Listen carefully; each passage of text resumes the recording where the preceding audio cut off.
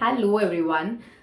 थंडीमुळे तुमची शुगर वाढते ही जर तुमची कंप्लेंट आहे तर हा व्हिडिओ शेवटपर्यंत नक्की पहा. नमस्कार, मी स्नेहा परांजपे. मी क्लिनिकल न्यूट्रिशनिस्ट आहे आणि आज मी तुमच्याबरोबर 3 मेजर कारणं ज्याच्यामुळे थंडीमध्ये शुगर वाढते आणि ती आपण कशी मॅनेज करू शकतो ह्याबद्दल बोलणार आहे.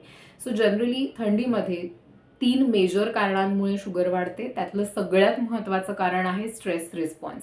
आपल्या शरीराचा जेव्हा थंडी वाढते, थंड वातावरण बाहेर असतं, त्याच्यामुळे आपल्या शरीरामध्ये स्ट्रेस रिस्पॉन्स क्रिएट होतो, ज्याच्यामुळे कॉर्टिसॉल लेवल्स वाढतात, जे स्ट्रेस हॉर्मोन आहे.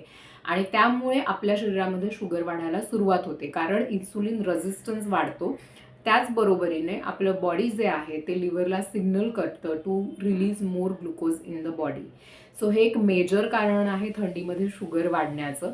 त्या व्यतिरिक्त फिजिकल ॲक्टिव्हिटी, कारण आपली फिजिकल ॲक्टिव्हिटी कमी झालेली असते आणि ईटिंग पॅटर्न चेंज झालेला असतो. आपलं कॅलरी कन्झम्पशन वाढलेलं असतं, कार्बोहायड्रेट कन्झम्पशन वाढलेलं असतं. सो ही मेजर कारणं आहेत थंडीमध्ये शुगर वाढण्यासाठी. आता आपल्याला हे कळलेलं आहे की काय कारणामुळे शुगर वाढते, तर आपण ती कशी मॅनेज करू शकतो ह्याच्यासाठी आपण 5 स्टेप्स फॉलो करणार आहोत. सो नंबर 1, जरी थंडी असली तरी फिजिकली ॲक्टिव्ह राहणं खूप गरजेचं आहे. So 30 minutes of any physical activity, जसं की जॉगिंग, वॉकिंग, रनिंग आहे किंवा स्ट्रेंथ ट्रेनिंग, योगा, हे तुम्ही इनडोअर करू शकता, जेणेकरून तुमची फिजिकल ॲक्टिव्हिटी ब्रेक नाही होणार. Number 2, eating balanced meal.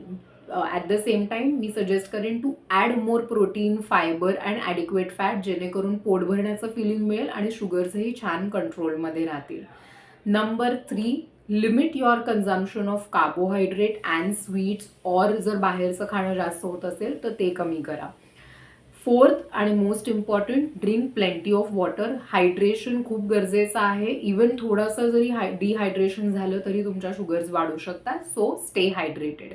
आणि last but not the list, regular monitoring करणं शुगरचं, हे अत्यंत गरजेचं आहे. रेग्युलर शुगर मॉनिटर केलं तर आपल्याला कळणार आहे आपल्या शुगर्स काय रेंजमध्ये आहेत आणि आपण लगेच त्याच्यावर ॲक्शन घेऊ शकतो. त्यामुळे या 5 स्टेप्स जर तुम्ही 5 वेज जर तुम्ही फॉलो केले तर तुम्ही शुगर छान पद्धतीने कंट्रोल करू शकता, इवन थंडीमध्ये सुद्धा. सो हा व्हिडिओ जास्तीत जास्त लोकांबरोबर शेअर करा, कमेंट करा आणि लाईक करा आणि stay tune for more such videos. Thank you.